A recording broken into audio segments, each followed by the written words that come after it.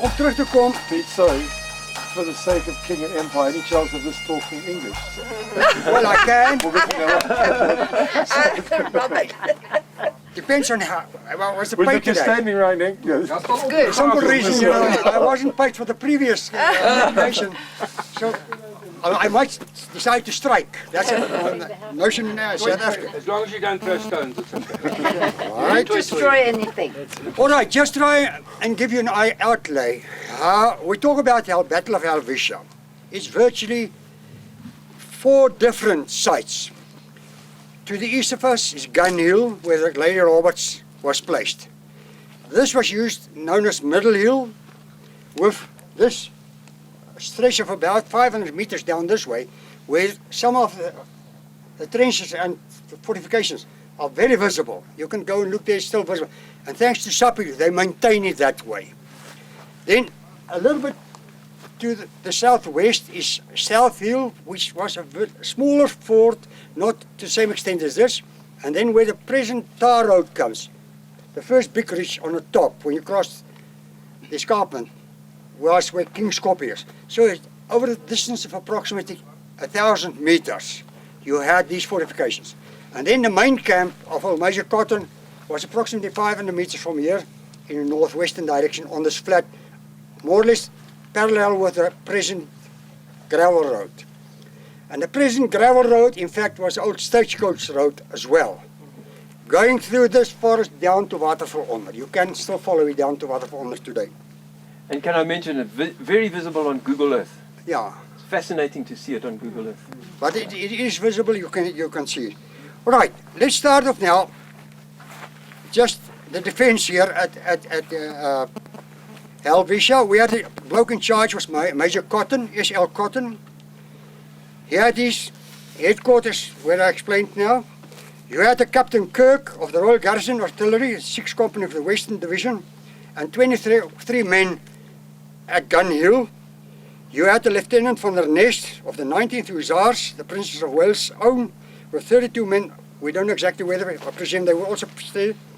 Then you had Lieutenants Jones and Witherington and Wilkinson, with a balance of 270 men of the 1st Liverpool Regiment.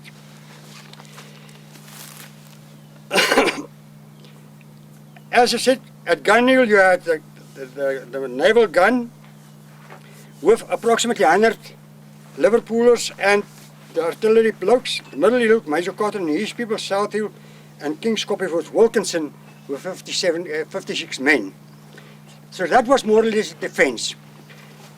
Taking in consideration now the whole layout, from here it's steep down, decline on your right, whilst on the northern side it's more flat.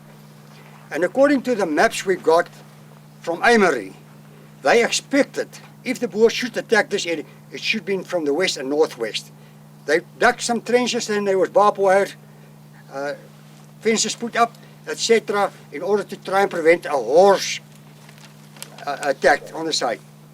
And that's only one thing which I dispute today, and Paddy Webb made that one mistake in his little book when he recorded the Battle of Helvetia. He says this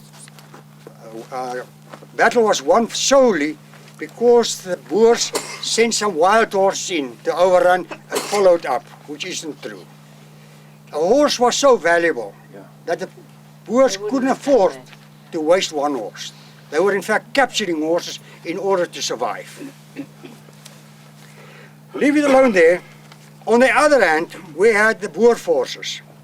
General Viljoen, Supreme Commander of the Boer forces, was stationed in this area. Let's take a line, the railway line, from west to east and north as far as Olifants River. That was his command area. Under his command, he had General Muller, Chris Muller, and a few different commandants from different commandos, Germiston, Boksburg, Johannesburg, Leidenburg, Middelburg, etc., and members of the state artillery and the police, as you could see the names on this tablet. On the day of the 28th, Peter, sorry, can I just stop you there? I just want to mention something, and I meant to say it to everyone earlier. A chap by the name of Steyn in Hoedspruit, his grandfather was General Muller.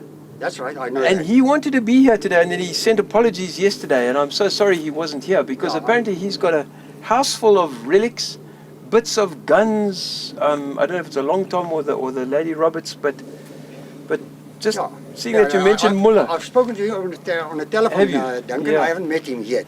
I'm aware of him. But he's now, I've got him onto our emailing list, and we want to get him involved and come and share some of his stuff. All right. So, sorry, I'm interrupting. So I'm just trying to give you the strength. They were at Windhoek, a total force of approximately 600 men at that stage. I presume they had communications with General Louis Boere, the Supreme Commander. Boere wasn't much in favor of an attack on Helvetia, which Viljoen and Muller had envisaged. But eventually they decided they're going to attack this fort. But it was well fortified with, as I said, what they had in stock here. Approximately 400 men, a cannon, which was the only thing that Boers really feared. The geographic outlay of the area is of such nature that you won't expect virtually an attack on this fort here. And then on the afternoon of the 28th, they departed from Windhoek. Now, Windhoek is approximately 15 to 20 kilometers west of Dolstroom. And they were coming, and they had to scout and move in such a way that the British don't detect them. And they moved up to a place called Mareekop today, or in those days known as Bakenkop. That is the only ridge where you can see a hang of a TV tower, SABC tower. That is Bakenkop. And at that point, they divided into 4 sections. The first section was under Veldkornet Storie and Meiberg, and they had with them 120 men, and their instructions was to move northwards and to attack Swartkoppies. Now Swartkoppies Fort is where we were this morning, where I showed you more that ridge across this little strait. That was where Swartkoppies Fort was. Also well fortified with 2 cannons, for example. Muller himself, with 150 men and a few commandants like Groenewald and these people, were supposed to attack these forts from the east. But in order to get there, they had to follow a route between here and Swartkoppies. They had to cross the line and approach the forts from the east. General Viljoen had a brother by the name of Wynand. Wynand's instructions was, with his people, they should attack these forts from north and south. Now, as I explained, the northern side was well fortified. And I think that's the reason why they didn't come from the north. They only attacked from the southern side. And that is also the reason why they missed King's Kopje. So when they attacked, it was from the southern side and from the eastern side. Now, General Viljoen himself, Ben Viljoen, with approximately 130 men, took position between Helvetia and Machadodorp in order to prevent reinforcements arriving from that side. I deduct, it's not a fact, the position we took is where the toll gate is at present, on that ridge. It's not far from here, it's visible from here. That's why Viljoen said they could see when the firing started, they could see the flashes of the guns. So I presume it was, that is the most obvious point where they could have taken position. The agreement was that exactly 3:30 that morning, they would attack simultaneously. But 2 o'clock that morning, the whole area was covered in mist. And it happened so that Storie and Meiberg, on their way to Swartkoppies, got lost for a simple reason. One of the burghers on horseback fell asleep and a chain of line was broken.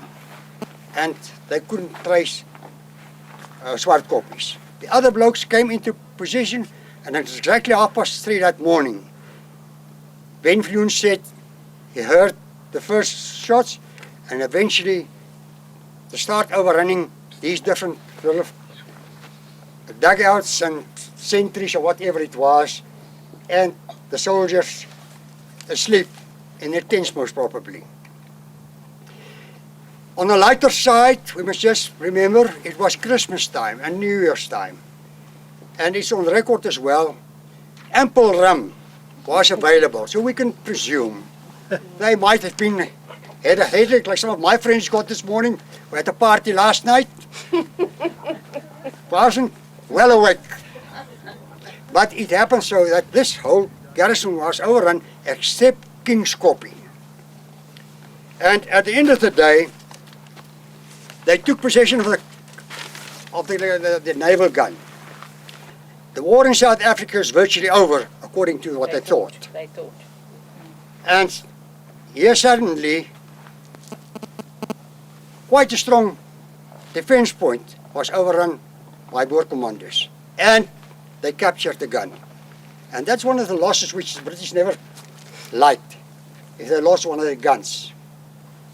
If you read, for example, the Battle of Witkloof, and we got a portion of the extract from that book the other day, painting the map red, the Canadians were so desperate protecting their gun that they were prepared to do anything in order to protect the guns. We can assume the same happened here.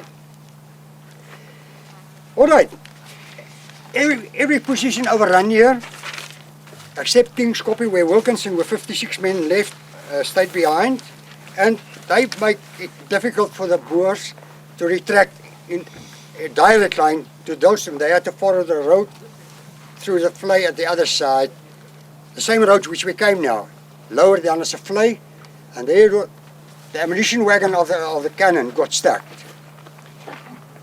In the same time, Swart Koppies with their two cannons start firing on the retreating Boers. And ultimately, with a hailstorm they had the same afternoon here, they decided let the ammunition wagon behind, just remove the gun and the prisoners which they captured. We know of only one casualty of the Boers that was removed here, except the wounded people, and that was a Corporal Kutsia, which was in fact removed to Dolstroom. He was buried the next day next to the Vorne Kerk there, ultimately exhumed and reinterred with the British at Grootseker Boskop. That's a ridge just north of Dolstroom, with the British. The other 4 people remained behind, and as said, the grave were unknown till virtually 2009 when we discovered the grave and made sure that the names of those people appear on the list. But the result of that was the Boers captured, for example, 4 wagons. There's a dispute about the amount of oxen, between 60 and 130. One bloke said 60, the other said 130. 40 mules, 20 to 30 horses, and quite an amount of firearms and ammunition was deeply needed by the Boers at that moment. Very few people are aware of the fact that during the Battle of Bergendal on the 27th of August that same year, the whole reserve ammunition, Mauser ammunition available to the Boers at the battle time in August was 7,000 rounds of ammunition. That was all they had in stock. So they had to fall back on Martini Henrys, which they had ample and ammunition in large quantities. As the war progressed, they laid their hands on the British rifles, for example, the 303s, and the ammunition. But it happened so that some of the burghers which attacked this ridge that night were armed with Martini Henrys. A few years ago, when this forest burned down and the trees being cut down, I came in order to take some photos for myself in order to get a clearer picture of the area. And starting from the other side, I had a bloke with me. I said, listen, if you open your eyes, you might pick up cartridges and those kind of stuff. And you won't believe, he picked up a spent bullet of a Martini Henry rifle at Gunhill. So there's no doubt the story is true. They fought with Martini Henrys here as well. All right, the naval gun was removed. Virtually useless to the Boers at that moment, for the simple reason they had no ammunition. They've tried to convert long tom ammunition, but that wasn't successful. The old long tom was virtually removed past Dolstroom to the Tautus Mountains, where it was hidden in hope they might secure some ammunition at a later stage. Never happened, and ultimately the Lady Roberts was blown up in a Tautersberger. It happened so that during the Depression years, the 20s and 30s, the local magistrate at Laarsdrift was a Van Wyk, and his uncle was General Muller. And Chris Muller instructed him, go to the mountain and collect the remnants of the old cannon. Next to the zoo in Pretoria, Bloedstraat, the old cultural historical museum, were fragments of a cannon on display. That was the Lady Roberts. Recovered by Van Wyk, ultimately through the help of Muller.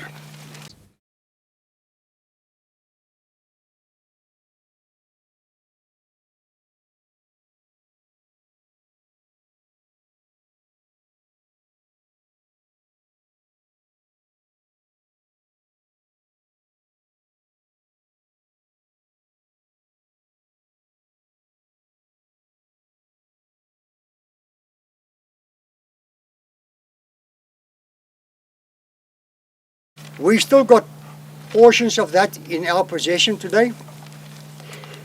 The naval gun was the only counter gun the British had for the Boer long toms. It depends on the range. The long tom was able to fire on a distance of approximately 10,000 meters, 10 kilometers, whilst the naval gun only reached a distance of about 9 kilos, 9,000 meters. And that's why they brought it in. I got a photo here, extract which you made from I think it's from Creswick's book. A little photo to show you how the Lady Roberts could have looked like. It was a naval gun fitted with an undercarriage and eventually brought into the field. But it was quite heavy. The British more relied on the Armstrongs, which was a lighter gun, in two varieties, a 12 and a 15 pounder. And ultimately the pom-pom. This kind of a machine automatic firing cannon with a pound bullet. Piet, am I right that the conversion was done in the workshops at the Durban Harbour? In Durban Harbour. Yeah. That's according to the news. I got a photo of example of that just to show you how it could have looked. But the fact is, it was one of the defeats which the British didn't like. And it happened so that after this war, the battle was over, Major Cotton himself, severely wounded twice during that battle, was court-martialed and demoted. And if you read things afterwards about Cotton, they were not very happy, but it was a defeat at the stage when the British thought they won the war. We know that the war lasted another 18 months as from this point on. All right, any questions? They must have taken a lot of prisoners. 235, if I'm right. And then what did they do with them? Let them They've live? just walked them to Dolstroom and ultimately released them on the way to Middelburg. The Boers had only 2 prisoner of war camps. In the beginning stages, one in Pretoria, Waterval, and with the fall of Pretoria, they moved down to Eerly, strange enough, not far from here, nooit gedacht. We went there. All right, we are busy at the moment. I say, hey, but that's clever men here in the blue coat to make a reconstruction of where the camp was. We got photos ultimately. 13 years ago, when we commemorated the war, I had the privilege of meeting a bloke in Bergendal on occasion by the name of Speyer, Rupert Speyer. He knew the war at his fingertips, and when we said goodbye, he said, ultimately they're following the footsteps of the grandfather on his diary. And I asked him what about a copy of it, and I got a copy of that. So eventually Captain Speyer was aide-de-camp to Walter Kitchener. Diary came to light. And so far, Speyer is one of our main sources of information. Not only dates only, farms and incidents which happened. He recorded for his private purpose, not for publication. 100 years after his death, we are able to use that diary of his with great success. Marion Moore 2 or 3 years ago, went to England. And what did she discover in the War Office? A stack of photos taken by Spire, which is found within the War Office in England. That's how we discovered that house in Leidenburg the other day. Kitchener's headquarters. Yeah. So we were able to say, there's no doubt. Walter Kitchener was here with Spire, and Spire was in the camp, and we got a diary, authentic, describe the British version of what happened here. Collaborated all the facts we had, or what things we deducted from. Spire, for example, mentioned he was a great fan of old Walter Kitchener, and he requested to be transferred to Walter Kitchener's regiment. And as he passed Majuba on his way to Standerton to join Walter Kitchener, he said, doesn't matter what the world says, this mountain is the cause of the war. The defeat of the 1880s was to be cancelled, and this war had to clear that fact. All right, we know better today, the main reason for the war was the gold of the Transvaal. There's no doubt about it. Many people suffered unnecessarily because of the war. My attitude is, I'm one of the few people that had the opportunity to talk to some of the old people who lived in this area, who participated in this war. I said, the only mistake I made, I didn't take too much interest. At this late stage, I've got to rely mostly on books and graphics and graphs we can lay our hands on now to reconstruct what we heard. All right. Now, as it's a pity, but it happens so that at this late stage, people still could marvels and the most beautiful things in the cupboards, hidden away from public. And they are not prepared to share their little bit of knowledge and the stuff they got on hand with the public. Or people interested, for example. I was lucky enough about 2 months ago, I got a little present.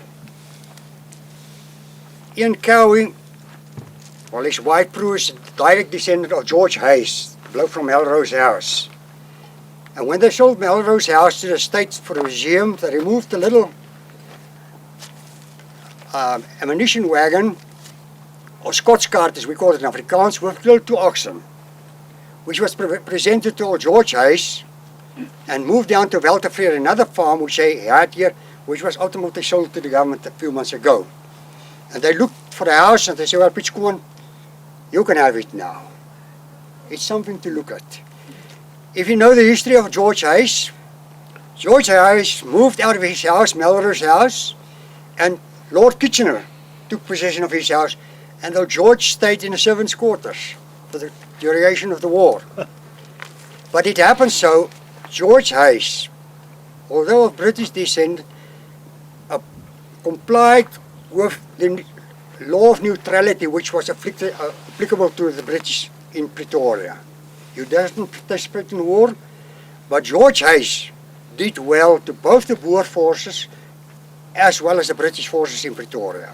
People in hospitals were visited by George Hayes, treated, and I presume this bloke, Australian prisoner of war, made this little wagon and gave it to old George Hayes as a token of respect.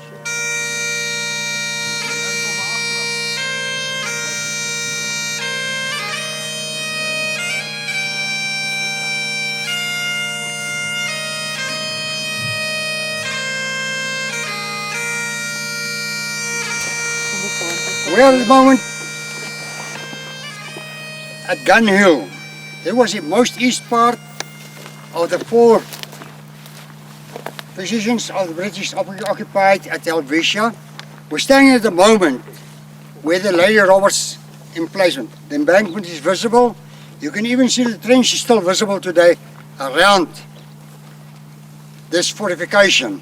Simple reason why they had a trench around the cannon was, in case of an attack, the soldiers would jump over, dug themselves into the trenches and defend the cannon that way.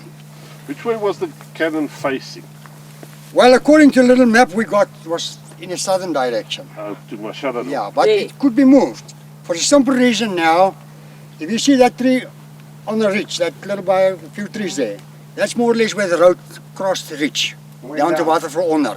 Okay. So eventually, the cannon was able to defend not only the wagon route to the east, it could defend to the west. You from here, with the trees cut down, you can see Machadodorp, and eventually the whole railway line, virtually, from Machadodorp down to Wakker for Boere. So that was the most important part of the. It was able to reach from here, both the towns as well as the railway line, and as I said, you've got to reach in front of you. Machadodorp is where? Yeah. There. No, it's more, Southwest, yes. a Where? bit more than Where is it? Yeah, Oh, that Here. way. Okay. Yeah, And it would have That reached way, yeah. Machadodorp. Yeah. yeah, Machadodorp. Toll gate is in your left, on my left now. It was quite important, and it's good that we little moved off the main road, just to give you an idea how the area looks like. It's quite a decline on both the east and the southern parts, and that was the way from where the Boers attacked this force. Down in the trees you get little fortifications, what do they call them? Sentries, where a few soldiers was placed in order to defend. But it happened so during that night time, Miller went around, hit the horses down in the valley here below us, and eventually came up. Although it was quite dark, they had one advantage. The skyline formed a good target, even in darkness. You could see a person move, and eventually that's how they overrun these things. And the moment they overpowered the first sentry, it eventually followed to the next one. And as I said, we presume the majority of the soldiers were asleep after a good night's party, and the resistance wasn't what they expected it to be. They tell us the battle was over in a matter of minutes as the people progressed, except for King's Copy. From here, virtually, they transported the gun down the road. As you see, the main road is just below us, about 1,000 meters from here. But the important thing is, the supply camp was behind this little ridge there. The stone walls are still visible of the supply camp. Thanks for Amory and the war maps, we are able today to reconstruct at least a site like this. To give you an idea what could have happened, although we got some obstacles as far as trees are concerned. Imagine there wasn't a tree, you got your scouts on the different points, and virtually they could control the area for kilometers. So they were able to see exactly what the movements on the side of the Boer forces was. And I think Cotton made one mistake.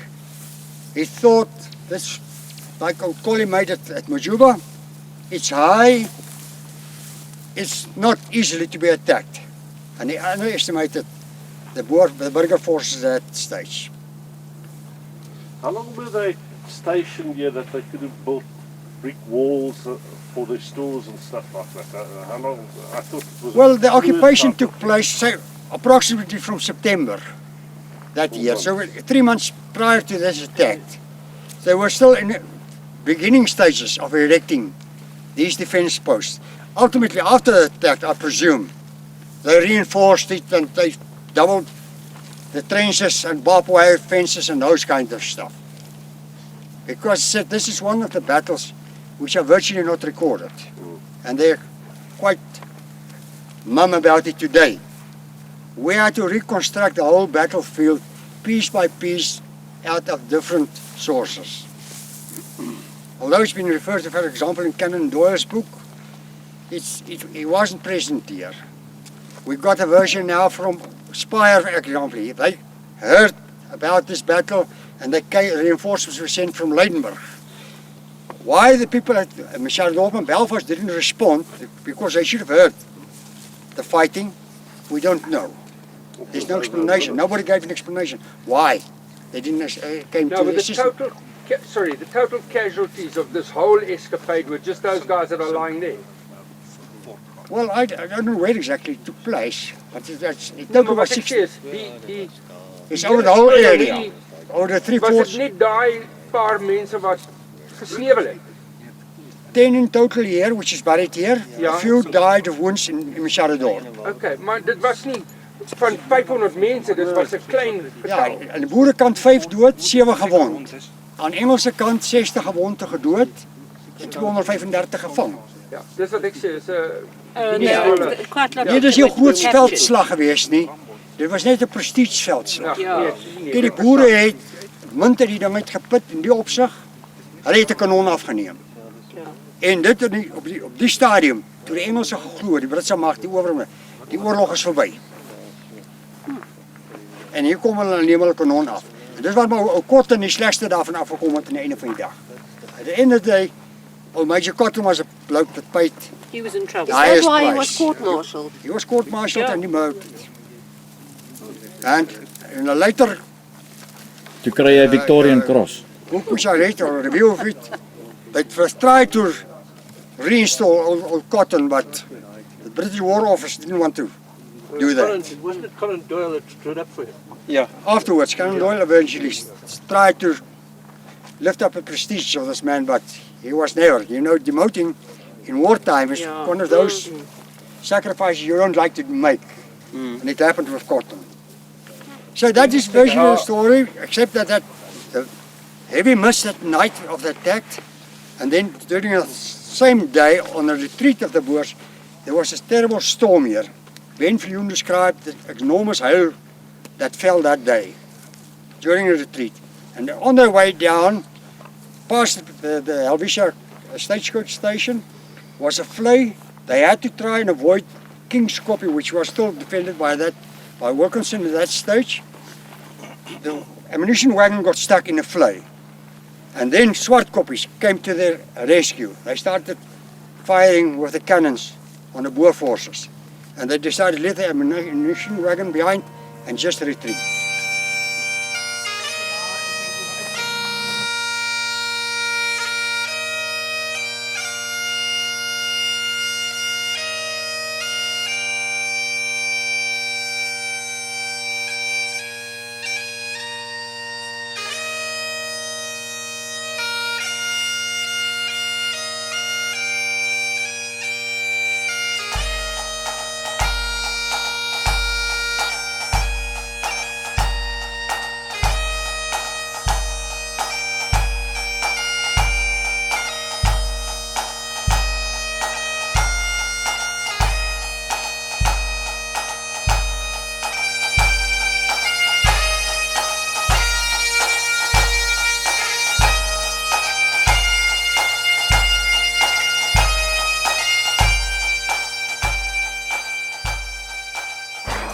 Nou wonder ek almal my nou hoor.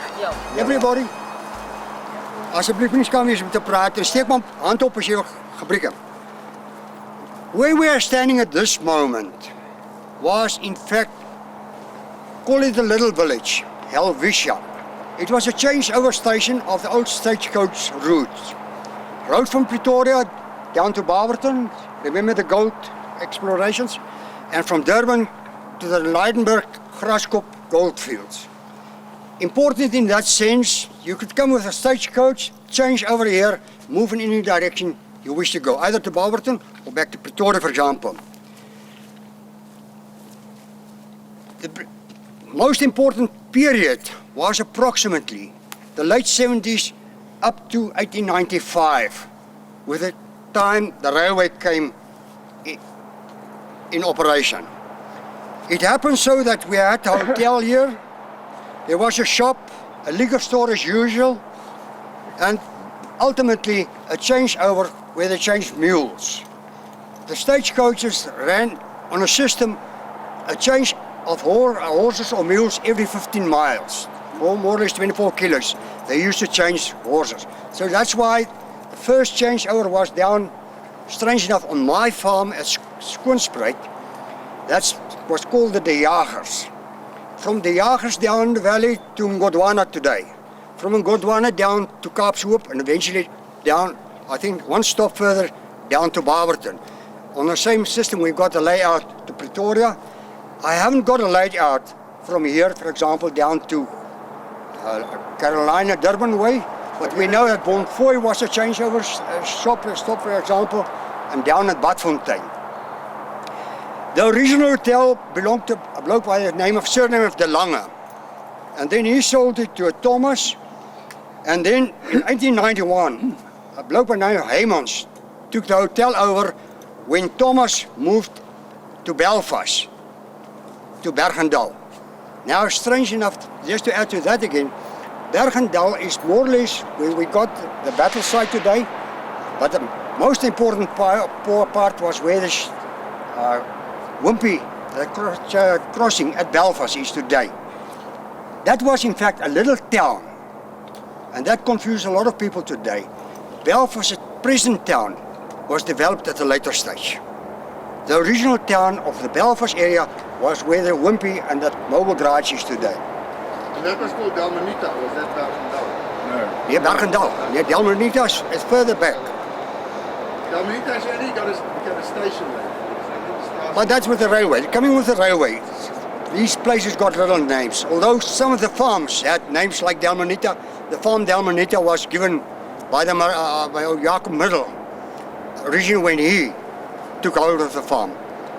We know that Thomas was a man that named this place Helvetia. And Helvetia is in fact another name for Switzerland. So what relationship Thomas had with Switzerland, I don't know. It's not written. And then this road remained open up till the 1920s. At that stage, this was a main route. If you want to go down the Elands Valley, for example, you had to pass Helvetia down Waterval Onderway in order to go down to Ngodwana, for example. The route down to Leidenburg passed through this way, and at Bambi, just about 2 kilometers to the north of that, was an old road which entered Schoemanskloof. That road is also visible today. Just for the sake of interest, Schoemanskloof, my great-great-parents were the people originally that started the valley. At Bambi Hotel, that's Sondagskraal today, originally known as Waterval's Hoek. When its name was changed, I don't know for what purpose, I don't know either, but that was given to them in 1848. It happened so that my great-grandfather's farm Enkeldoorn in Leidenburg was earmarked for the new town of Leidenburg. And it happened so, water was your most important outlay in every town those days, because irrigation was done by furrow. And when they surveyed the area, they discovered that the farm wasn't suitable for a town, so eventually they didn't take Piet Schoeman's farm. But they expropriated him already, and the 3 farms in Schoemanskloof was allocated to the people there. Sondagskraal to Jan Schoeman, that was also a great-grandfather of mine. And then Old Piet Schoeman got Mooiplaas, the adjacent farm. And Loveljoen, Somerset. That's the 3 farms that's virtually started this area, or opened this area again. If you go back to the Potgieter treaties, you'll see that virtually the Elands River, up to the Olifants River, was a portion of land which Potgieter got originally from the Swazi king for the voortrekkers to come and live. That was by treaty they got this land. The second treaty starts from the Elands River down to the Pongola. That's another treaty, I think, in 1856. Did they, those treaties, was it just a negotiation, or did they pay money? Or? They paid cattle. It was paid by cattle. Yeah. Strange enough, you can go now, look if you like now. If you go down this, reach down, just before you reach the toll gate, there's a road, Farrefontein. Taking the Farrefontein road, about 3 kilos up on that road, is a junction, both line, and in that corner of that junction is a little cemetery. Oh, Jacob Kaffer Malan, he had the nickname of Jacob Kaffer, but that was nothing to do with what we call a Kaffer today. It was the blaasbalk. He used to know the old Kaffer blaasbalk, and he could tree handle, and that's where he got his name from. On his gravestone, is engraved. He was involved with the handing over of the cattle for these areas. Whether it was the first treaty or the second one, I'm not sure. But it's written on his grave. He was involved in the negotiations and the deal which was made. Right. Virtually nothing of importance happened until the Anglo-Boer War of 1899-1902.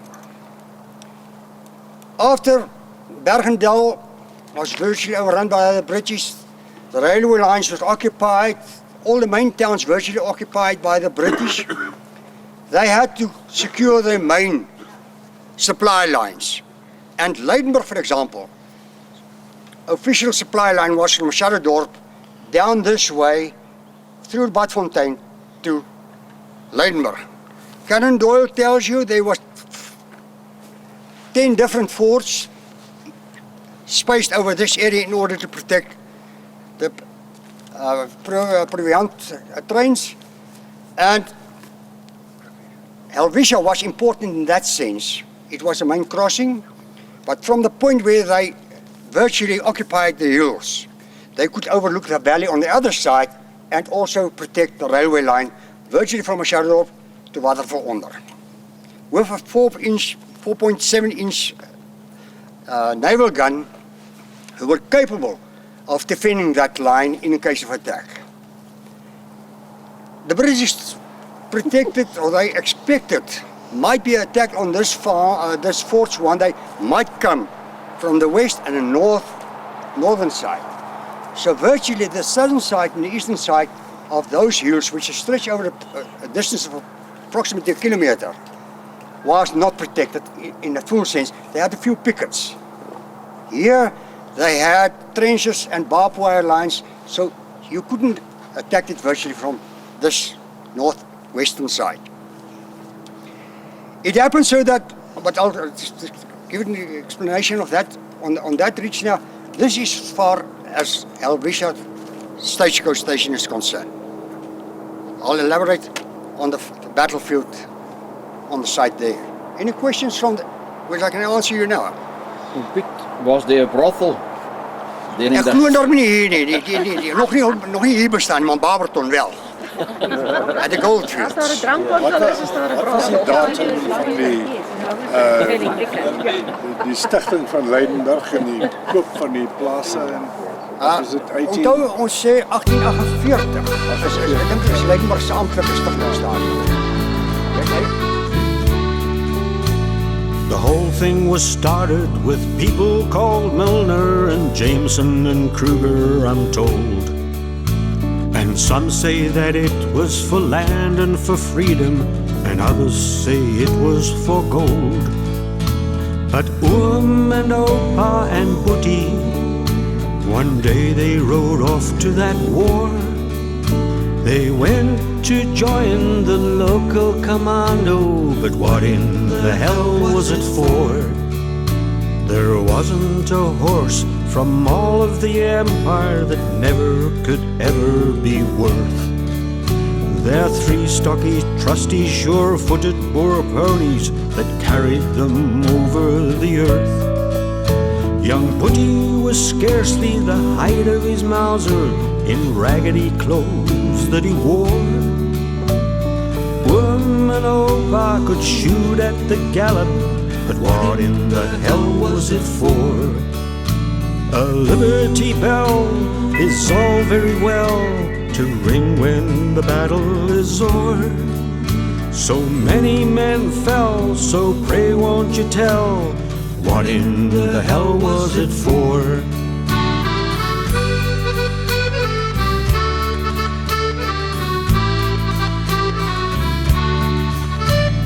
Oba and Tunny and Osie and Ota stayed on and looked after the farm.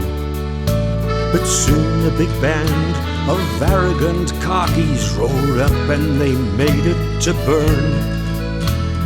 Osie and Ota, they took to the mountains, they just couldn't take any more. Oma and Tunny were sent to a camp, but what in the hell was it for? brave Boer in Britain all died and were buried, not where they wanted to be. Tani and Oma were laid down to rest in a hell camp cemetery. Opa, he died far away in Bermuda. Laat ek net vinnig uitvind, hoeveel is Afrikaans sprekend, hoeveel is Engels? Net 2 Afrikaners, so it's virtually English today. Lots of English. And you know, English is my tail. So I'm going to try and be as clear as possible. It just happens so that ons boere praat maar swaar Engels. You know, when I grew up, there was only 2 languages in this valley, Afrikaans and Afrikaans. And English was our export language. I remember yes and no, good morning and goodbye. But that's the end of it. Thanks so much for the opportunity. I wasn't prepared for this issue. Duncan and his assistant dropped me as usual. But leave it there. What is known of swart koppies originally belonged to Christian Ernst Schutte.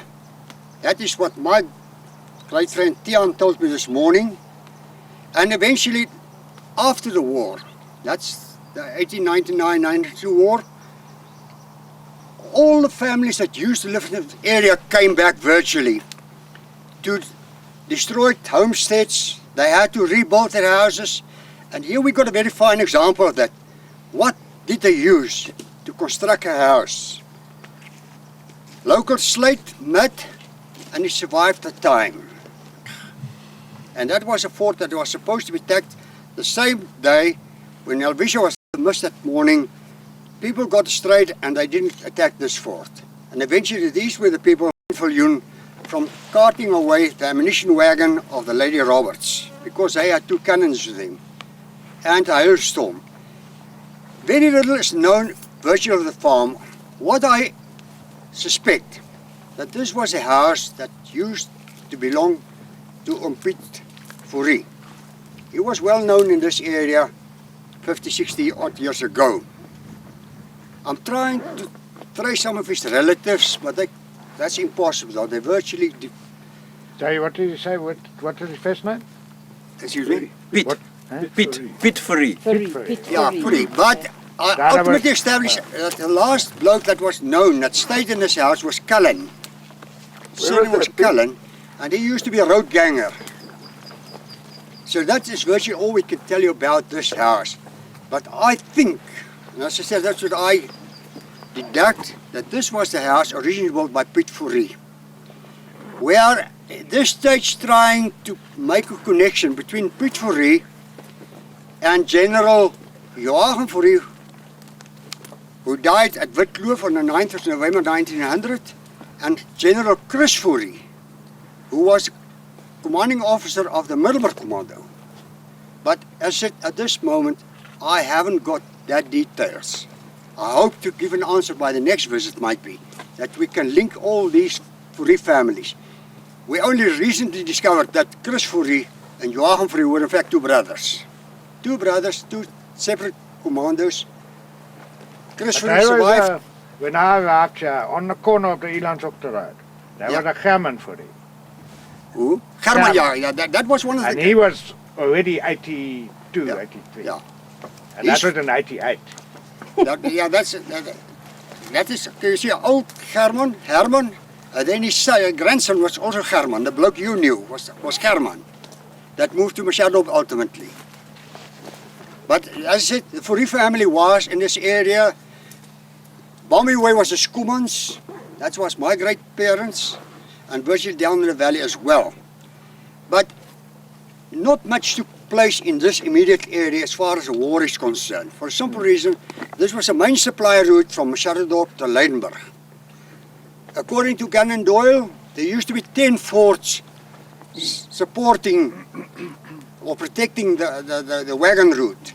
But we got later hands on a detailed map eventually. There were more than 10 forts at the end of the day. For a simple reason, down the Badfontein Way was the target of the Boer forces, where they fight and lay their hands on the provisions of the British. Few skirmishes took place, not serious. At Sondagskraal today, the main embankment or the main camp of the old Manchesters is quite visible. we can consider that one in the future also for a visit. It's one of the few places where you can virtually see how big the supply camp was. And on a rock, not far from me, is a roll of honor carved by the Manchesters and a few British soldiers' names engraved on the stone. Checking on those names, we discovered it was members of the Manchester regiment who were killed, in fact, in Ladysmith and Natal. And when the French came this way, the rest of the battalion, they engraved their names on that stone. So this is, as far as this site is concerned, virtually all we can tell. Just look at the structure of the buildings. It survived the time. And, you know, we are modern people.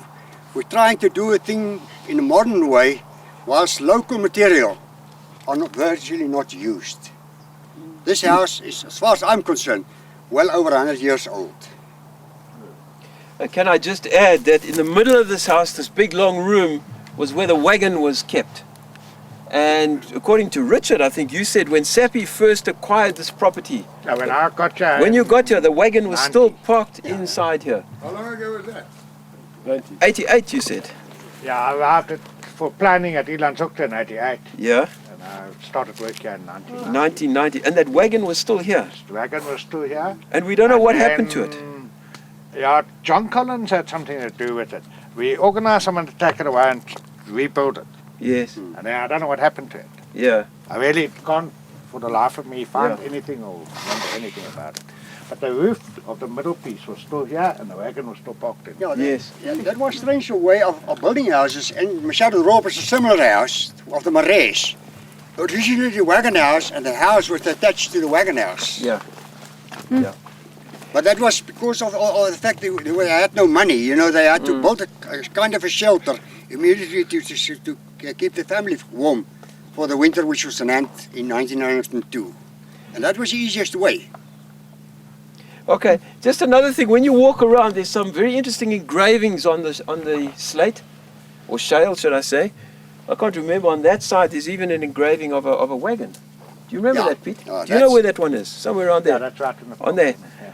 And And then There's the round other the thing west that- corner, yeah. oh yes, if you look on Google Earth, you can see the structure of this building very clearly on Google Earth, how it's laid out. So I think let's just walk around. Are there any dates? There are dates engraved on some of the rocks, I think, on that side. If you've got to look at all the little engravings. Okay, folks, I brought you here today because it's close to the Helvetia battlefield. But this land that we're on belonged to a family called the Coetzee, who were pioneers in this area and very much part of the history of this area. And I don't know an awful lot about it, but I've got something which I'll hand out to whoever wants copies of it. There is quite a lot of information documented about the Coetzees and their history, and I've got bits and pieces of it. Some of it's been translated, some of it's still in Afrikaans. But I won't go right back to when they left in Holland, I think it was about 1647 or something when they first came to the Cape. But the pioneer here was a chap called Dirk Jacobus Gerardus Coetzee, and he was born in 1824 in Graafrenet. And he grew up in Graafrenet, and at the age of about 21, he trekked away from Graafrenet, and at that stage he went to Natal, because a lot of the trekkers went into Natal. And from the records I've got and the history I've got, he stayed in Natal until he was about 36 years old. And things got unpleasant there, and they didn't like the British and what was going on there. So they moved, he trekked up to Potchefstroom, and I might mention that he was married to Andries Pretorius's daughter, the famous Andries Pretorius. So he had a lot of clout. By the time he had trekked to Potchefstroom, it had most of his children. He had 40 at that stage, and then he came looking for a farm on which to settle. And of course, Lydenburg was active then. And he came into this area, we don't know exactly when, as far as we know, it's about 1860 or 1861 that he arrived here, because the first record we've got of a child being baptized in Lydenburg was, I think, in 1862 or 1863, thereabouts. I'll hand it out to you. But anyway, his nickname was Witbert, because he rode a huge big grey horse, and he was a legend in this area. And as far as I know, I'm not absolutely certain of a lot of this history. The very first house that he built was over there, where you see that white shed.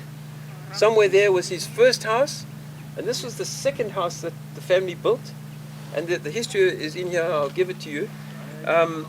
This house, the one on the left there, was built, I've just got to get my facts right here, but probably in about somewhere between 1870, I think. Or am I getting my, no, this one was built, yes, that one. That one was built between 1870 and about 1877. In the early 1870s, that old house over there, which makes it about 130 odd years old. And this one, I don't have a lot of history on this house, probably built in about the 1920s or 30s. And this house was occupied. Sappi bought Elandshoogte, or the Coetzee sold, however you want to see it, in 1964 and started a forestation here. And the Coetzees were living all over the place here. There were hundreds of them. There were farmhouses all around up top here. And for whatever reasons, they chose to sell. They were tired of living up here. But many of them stayed on living in their farmhouses. This one was occupied, I think, until the 70s or even later, probably into almost into the 70s. The names of who lived in this house and that house and all these houses are in this stuff here. It gets quite complicated. There's so many Coetzee descendants spread over this whole area. But when he came into this area, he owned just about all the land that you can see by eye from here. He owned from Waterval Boven to Waterval Onder, right the way down the Elands Valley, across up to Coetzeestroom, up to Kaapsehoop, down to Elandshoek, down to Montrose Falls, all the way up Skommanskloof, Somerset Farm, almost all the way to Budfontein, Helvetia, and over here. They actually don't know how many farms he owned, but he owned a vast, vast tract of land, over 100,000 hectares. And then he had 14 children that he had to sort out, and they were sheep farmers. That was their thing. They farmed sheep very successfully up here. Probably had a few cattle, but they were primarily sheep farmers over all this land. And once a year they would take all their sheep products, wool and things, and trek down to Newcastle and sell there. So that was how they got their income, but they were all very poor people. There was nothing fancy about the way they lived. And the youngest son, I don't know all the details of the history. I'm not very good with these kind of things. But the youngest son lived in that house until quite late. But there's not an awful lot more I can give you. I don't know why it's called the blow duck. I presume when Sappi bought the property, it had a blue roof, and the foresters have tried to keep up the tradition by painting it blue. They look after these sites because they are of historical interest and I think worth keeping. But there are many other of the old Coetzee homesteads here. You know, many of the Coetzees carried on living in their houses until they died or they gave up and left or whatever. And a couple of the early Sappi foresters lived in some of the Coetzee homes until they built that complex. That's where all our forestry staff live over there at present. To orientate you yourselves, Malaga is down there in that hole, down the bottom there. And then as the Coetzees moved off and left, these houses just got abandoned. But there are graveyards, I think there are 5 that we know of, graveyards up here, Coetzee graveyards, scattered all over the place, and one on a neighbouring farm on Somerset. So yeah, they were a very prominent family, and all their sons and all the family members were involved in the Boer War in one way or another. Old man Witbert, he died at the age of 69 in 1893. So just before the Boer War actually broke out. But when we go to the graveyard presently over there, you'll see many of the people that are buried there. And I can read it. I can read it out to you now. I think it might be easier to do. But what I've done for you, for those, I decided to make 12 copies. And halfway through it, because the ladies had all left the office, I was working late, the toner ran out on the photocopier. So I've got about 6 copies with all my Helvetia battle stuff, and then I've got about 6 copies which is just the Coetzee history. So you'll have to come and take what you want from me here, but I've got these here. And in the back of it I've put a little bit of a sort of time scale, so you can just see some of the background events. Can you mail that as well? No, I mail it all, Marius. We must put it all on the website. On the website or mail it? I can mail it to everyone. I don't know. What's easier? Mail it to me, I'll put it on YouTube. Yeah, I'll mail it to... Oh, this thing you can put in the newsletter. It's a very fine print though, Marius. It might work, it might not. But you can take it home and look at it. There's some background stuff here to what was happening at the time they were here. So yeah, that's just a little bit about it. For those who haven't walked around, you can have a look at how old that building is there. That's the second oldest building in this whole area. And also some lovely old farm implements left here by the Coetzees. Are there any prominent Coetzees in Nelspruit now that we know? Not in Nelspruit, but there's a chap called Henny Coetzee who owns Loopfontein, which was one of the Coetzee farms, a portion of Loopfontein, and he owns another portion of land here. He's currently one of the groundsmen at Tukkies University, but he comes down here every couple of weeks, and he gave us permission to go to the cave. My Sari Mare is so ver van my hart, maar ek hoop om haar weer te sien. Sy het in die wijk van die mooie rivier gewoon, nog voor die oorlog het begin. O, bring my terug naar die ou Transvaal, daar waar my Sari woon. Daar onder in die mielies by die groen doringboom, daar woon my Sari Marais. My Sari Marais is so far from my heart, I'm hoping to see her again. She lived very close to where the Moy River flows, long before the war began. Oh, bring me back to the old Transvaal, that's where my Sari stays. Down among the mealies by a green thorn tree, my beautiful Sari Marais. Ek was so bang dat die kakies my sou vang en ver oor die see sou stuur. Toe vlug ek na die kant van die Appington sand, daar onder langs die Boot rivier. Verlossing het gekom en die huis toe gaan was daar, terug na die ou Transvaal. My lieflingspersoon sal seker ook daar wees, om my met 'n kus te beloon. O, bring my terug na die ou Transvaal, daar waar my Sari woon. Daar onder in die meelies by die groen doringboom, daar woon my Sari Marais. Afraid that the kakies would catch me and send me far across the ocean's tide, so I fled to the land of the Uppington sand, down by a great riverside. Liberation has to come, and we can all go home, back to the old Transvaal. My love will surely be waiting there for me with her kiss when I'm back in her arms. Oh, bring me back to the old Transvaal, that's where my Sari stays. Down among the mealies by a green thorn tree, my beautiful Sari Marais.